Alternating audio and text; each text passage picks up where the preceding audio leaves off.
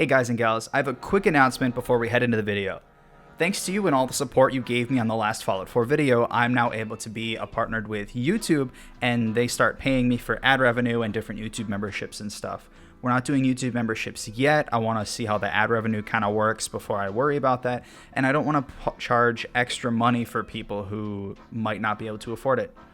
So, that being said, thank you all for your support and for all the wonderful things you've done. Also, because I made YouTube partner, I did tell my little brother that he could be a part of the video and maybe future videos depending on how you feel and how everybody reacts to him. So thank you very much, but now it is time to officially start the video with our special guest. Hope you enjoy. You all loved the last video so much that you basically broke down my door for a part 2 video. Me, being a person of the people, am only happy to oblige. The rules of this part are similar to the part 1, except the final rule. I do have a companion for a majority of this part, as the recommended level is level 30, and I am a squishy level 20. Don't fret though, I mainly used Gage as a suitcase, as I made him hold all of the things I didn't need. Now let's see how the run went, shall we? Sorry about that. Must have had something in my throat there. In order for us to start the Nuka World DLC, we have to travel to the tram station where we are stopped by the few gunners and their pet Terminators. I'm able to take care of the group of gunners with a well-placed grenade. However, in a not-so-surprising twist, I died because the Assaultrons are still scary and my body would be better protected by a wet lunch sack when it comes to laser beams. On the plus side, for the second attempt, I remember I have mines and I set up a few to hinder the robots, making one a crawler just like in COD Zombies, except this one can still shoot me with its death ray from its face. Finally dispatching of the guards in the front, and I am told about some raiders doing raider things. To continue proving that I am the ultimate raider species, I decided to board the tram and show this new group that they are nothing compared to me. I want to take a quick moment to talk about the rule involving looting items. As Nuka World is inhabited by raiders, I'm basically able to loot whatever, whenever, however, and whyever during this challenge. It is such a relief from the earlier part of the run where I couldn't loot basically anything, going to where I can loot basically everything. I just wanted to say something about it because you'll see me looting random things here or there during the run with the clips that I splice in, and while it isn't technically belonging to a raider, it's still a part of a raider DLC, so I'm counting it. Anyways, after getting off the tram, I'm greeted with a challenge called The Gauntlet. The Gauntlet is this maze littered with different traps and creatures, all designed to kill you, all set up by raiders. There are rooms full of turrets, rooms with tripwires every few feet, rooms filled with nuclear waste to max out your rads and kill you slowly, rooms with nothing but explosions, a room filled with mirelurks, and a final room that is an open maze so raiders can shoot at you from the top as you try to navigate all of the previous hazards all wrapped up into one. The gauntlet ends with a final fight against the overboss Coulter. The only gimmick in this fight is the fact that you cannot damage Coulter while he's covered in electricity. You have to pick up the Thirst Zapper water gun from the locker room before and water him like that succulent you got, but watered it like it was a normal houseplant. It only takes me one round of attacks and about 50% of my health to dispatch of Coulter. After hearing that I'm going to be the new overboss, I start reveling in my success. It only takes me approximately 5 minutes before I decide that as my first decree of being the overboss of the raiders, I shall get rid of all the competition, meaning I shall murder the heads of the different raider factions in Nuka World. As a recently level 22 Vault Dweller, that did not go too well. The first place I visit is the parlor, home to the operators. When I entered the building, I was already an enemy of the Nuka World Raiders, so I was immediately shot on sight. Thankfully, I didn't die, but I was not successful in my extermination. I was too underpowered and did not have enough health to last more than a couple of hits before having to heal. Well, unfortunately, I died, and I guess I'm going to have to show my strength to these raiders in a different way. After that weird dream sequence where I totally didn't die, I was told by Gage to go visit all the raider leaders and show them who to kill if they start hating their upper management. I went to visit the Disciples, Operators, and Pack in that order. A brief description about the different raider factions here in Nuka World. First off are the Disciples. The disciples are those edgy weirdos that sit in the back of the class wearing the baggiest of hoodies and drawing things in black permanent marker on their jeans. They prefer sharp edges and telling you just how much you shouldn't mess with them, like the Discord moderators that they are. The operators are in it for the money. They are the cyber bros that you find online talking about how much money they've invested into NFTs of those weird monkeys, claiming they're only gonna go up in value, you just have to wait and see. We all know that's not the case. However, they are very clueless as to how the actual economy works in the world and will wind up trying their best to rope you into some sort of weird pyramid scheme before blocking you all online when you say no. Finally, we have the pack. These are the types of people who promote themselves on TikTok being, quote, fitness influencers and telling you that the only way to look like them is by buying their supplements with the link in their bio. They go on about their nature lifestyles when in reality they only go outside to get footage for more videos. And when they're not on camera, they're just as unhealthy as the rest of us. They have really good metabolisms and they get their vitamins for free because they sell it to you and they get a cutback. After meeting all of the captains, Gage tells me that I need to go and clear out the parks in Nuka World, sending raider groups to take up refuge as soon as I do. There are 5 parks and only 3 raider groups. Somebody is unfortunately going to be left out no matter what I try to do. That's why I decided to throw all of my eggs into one basket and spin a wonder wheel deciding who my full and undying support is going to.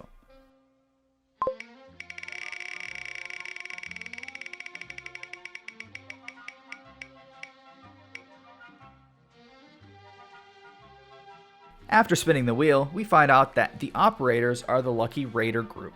So I will only give the support to the operators during this playthrough. Thankfully, Gage decides to come along the trips to the different parks, and for the first time in this entire challenge, both part 1 and part 2, I have my long-term companion. Now that we have all the setup for the DLC to properly begin, it's time to pick a park. I decide to go in a counterclockwise order, meaning my first stop is Galaxy Zone. I recently made it to level 22, again, and with that fresh level should come with easier ways to deal with enemies. However, I will reiterate that this DLC is meant to be tackled at level 30 plus. I can't take too many hits from these monsters, and I also don't have enough armor to stop a majority of their damage.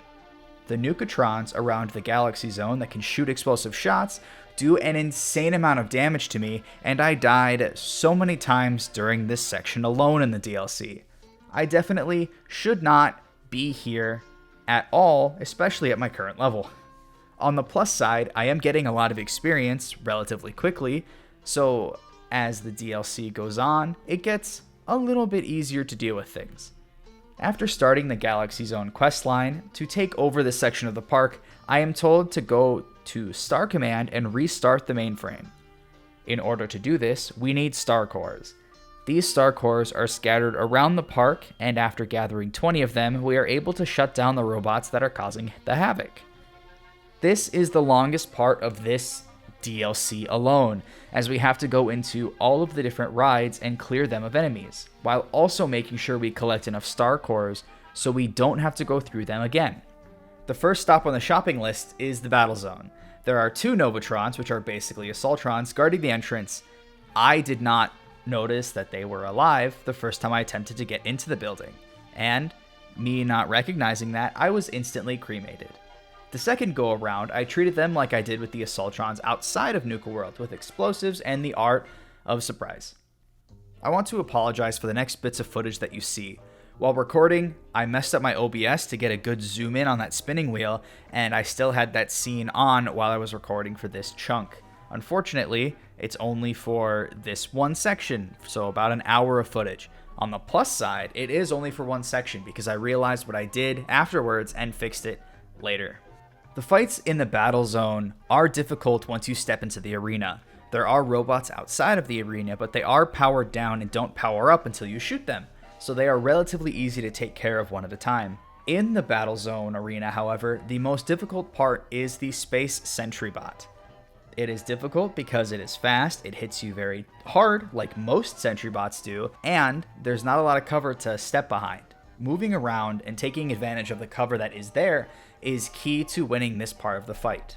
There is also another sentry bot outside of the arena itself. It is also powered down before you hit it with your first shot. I was able to prepare a little bit by throwing down some mines and grenades, and that one wasn't nearly as difficult as the sentry bot inside of the arena. After completing the battle zone and picking up all the star cores, I am sitting at about 10, including the ones that I picked up outside of the battle zone. On my way to Star Command, I saw this little Protectron boogieing in the ground. Even in death, the party of Nuka World shall never stop, especially for the robots.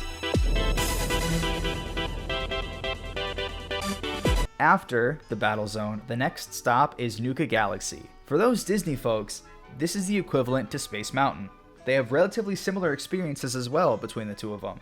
A few examples are the long and annoying queue lines with all of those bits of voices and noise as you sit and wait for your turn on the ride, and the lasers that shoot you when you attempt to jump out of your seat while the ride is in motion. The major difference between the two is the awesome spacesuit you get when you exit this ride as compared to Space Mountain. I had fully anticipated wearing this costume for the memes during this run. I unfortunately forgot to do so, and it just kind of sat in Gage's inventory for the entirety. After these two attractions, we are up to 17 star cores, meaning we only have 3 left, and we will get those in the next and final attraction, which is the Vault Tech Stars.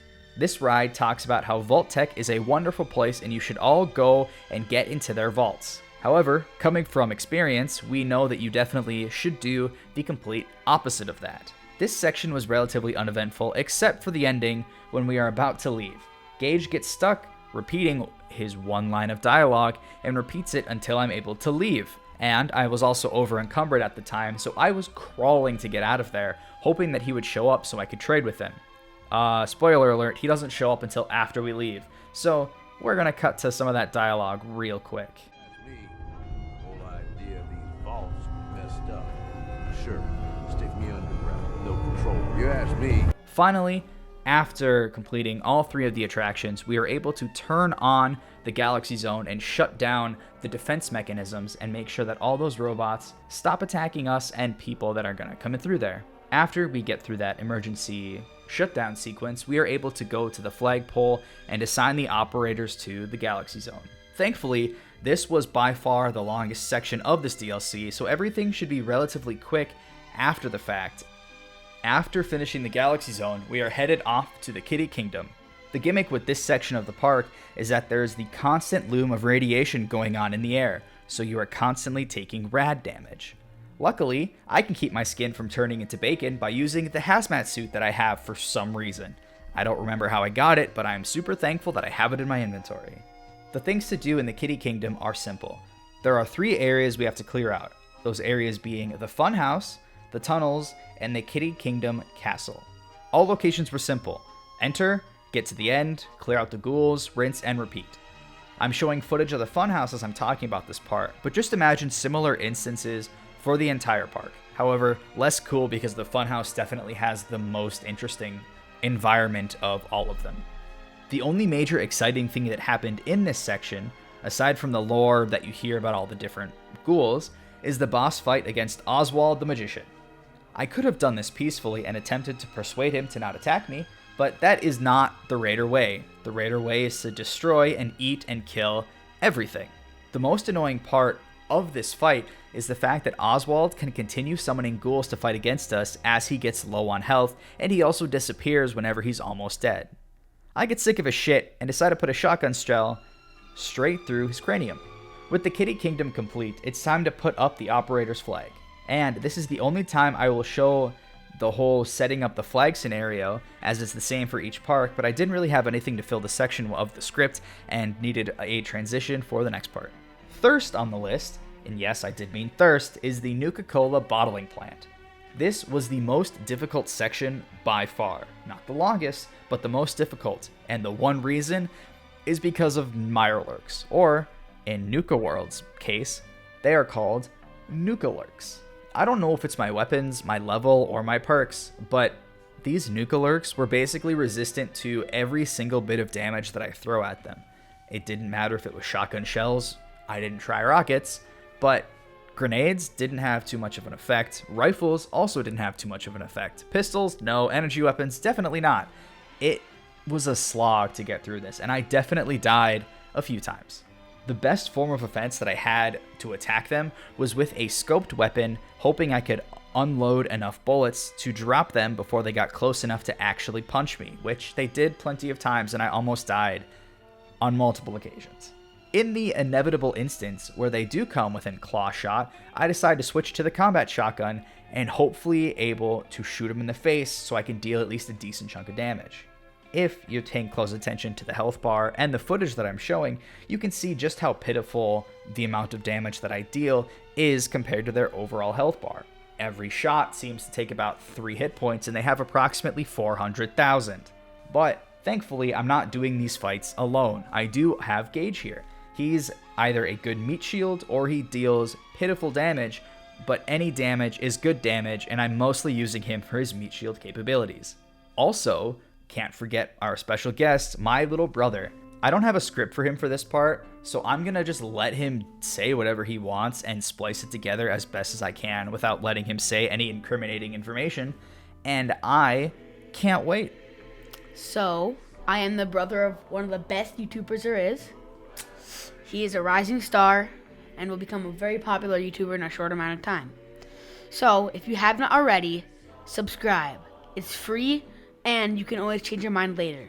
If you do subscribe, I'll give you a cookie. To finish off the World of Refreshment, we have to fight another queen. This time, she decided to be blue and even angrier than her younger sister at the castle. The tried and true method of explosives, rifles, and missiles are the way to go in this fight. The only annoying part is that I accidentally anger the queen and a couple Nuka-Lurks at the same time. The queen also summons little Nuka-Lurk spawns, so I'm sitting here with my shotgun trying not to die from the 2 giant crabs coming at me, while I have to deal with the little ankle biter silverfish, for those Minecraft friends, those silverfish who are trying to bite my ankles. It was basically an uphill battle from the get-go. Thankfully, as soon as we dispatched of the Nuka-Lurks, it became a little easier. It was still a pain in the ass. The penultimate area to claim for the raiders is the safari park. Following my raider tendencies of violence, I immediately killed the strange, half-naked man I found in the front of the park. Thinking nothing of his belongings, I decided to continue into the park, massacring the local fauna. While fighting the nukified versions of the Deathclaw, which is the Gator Claw, I was slapped so hard that I was able to see God for a minute. Thankfully for him, it was only for that minute before I came back to reality and sought out justice upon my perpetrators. My sense of direction is horrible in games, period, so I was wandering around the roller coaster site for a handful of minutes before I decided to look up where to go and find my way to the welcome center at the front of the park. In this facility, there is a cloning machine active that we have to shut off. Unfortunately, to do so, we have to put down the Gator Claw leader, and then I can turn it off so my raiders can claim the park. The final place that I had to go through is the Wild West. As this video feels just as long as part 1, I'm gonna skip a majority of what I did for this park and for subsequent parts of this challenge run until we hit the major beats. So, for the Wild West, the only things I did here were get a safe combination by doing some fun tasks for the locals. At the end of it all, I killed the mother of the bloodworms that infested the park and got the sheriff's permission to continue. I was then tasked with appropriating my previous settlements for the raiders. I needed a total of 3 before I could continue the DLC storyline. I decided to only use Nuka World weapons now that I've become the true chief of Nuka World. The settlers and the bodyguards didn't know what hit them because the damage output of the Nuka World weapons are significantly stronger than anything I was using previously. After catering to the operators so heavily, the disciples didn't like that and decided that a coup should be in order. They decided to hide out in the power plant on the western side of Nuka World. On my way to the power plant, I saved some of my loyal raiders from some unwelcome visitors, and when I made it to the power plant, I'm greeted with the leaders of both the operators and the pack for some reason.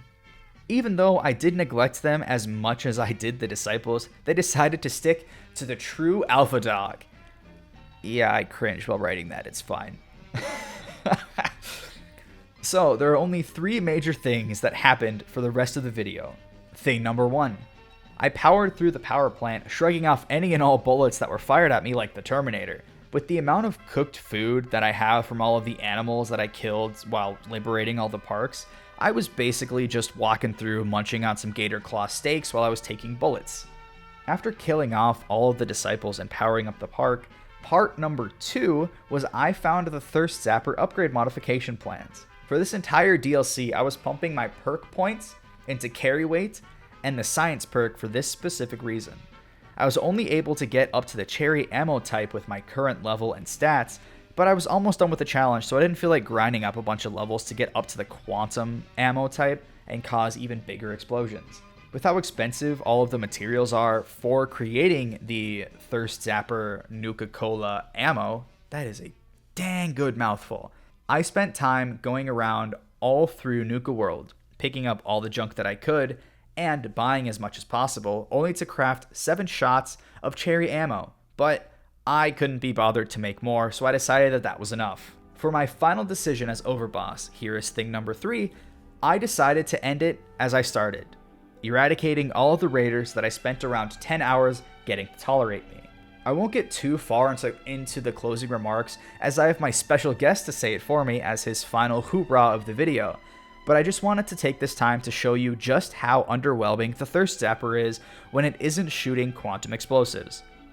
With that being said, here comes the final words of our special guest. That is how I beat Fallout 4's Nuka World DLC.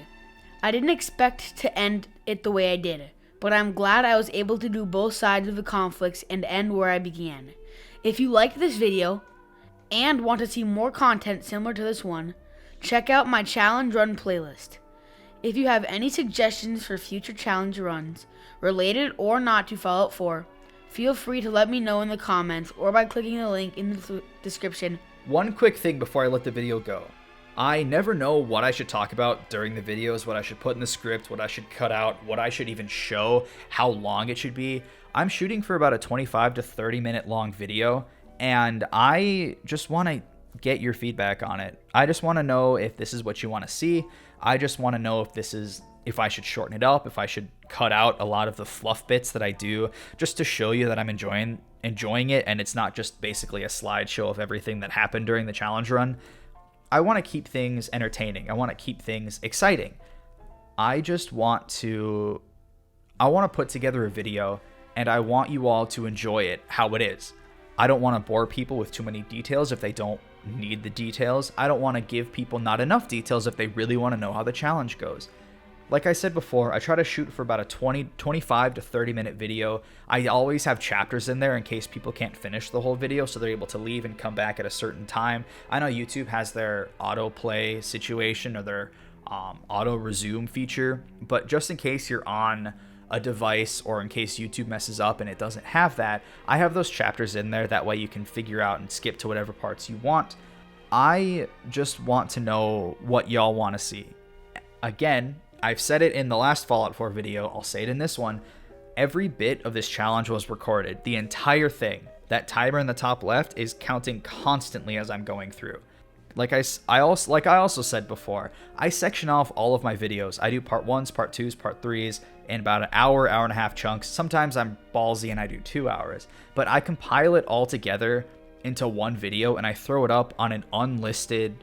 I throw it up as an unlisted video on a public playlist, so you are able to see it all. It just won't show up in your subscriber feed because I don't want to slap people with 3 videos of just VODs. So I put it all unlisted. I put it in the public playlist so everyone is able to see it. But if you want to see the full playthrough, if you want to see all of my bumbling and brambling, it's some nice background noise if you just need something to go to sleep to and you really love Fallout for some reason. So my final thoughts. Thank you for watching. I really appreciate it. Without you, I would just be some weird guy yelling into a microphone, writing a script and spending way too long playing a game incorrectly. And because of you, I'm able to get ad revenue from YouTube, which I never thought was possible. I can make this dream a reality and a possible career. Also, I know my little brother loved being in the video, so if there's other things that you want him to say, or if you want him to be in more videos, just let me know and I'll let him know and we can schedule something out. But he won't be in every video, like I said before, because I like to pump these out kind of as quickly as I can, and I have to wait for a weekend to have him record. So if I've done all of this voiceover on a Thursday, I'm gonna do a decent chunk of editing on a Friday. But if I had to wait for him, I'd have to wait an entire another week. So that is all that I have to say. I'm sorry that this ending took way too long. You can definitely skip it. If you want me to keep doing these endings, also let me know. There's a lot of stuff you can say in the comments. But overall, thank you so much. I legitimately really appreciate you. And without you, I would not be where I am today. I am River. It's time to sign off. I'll see you all in the next one. Peace out.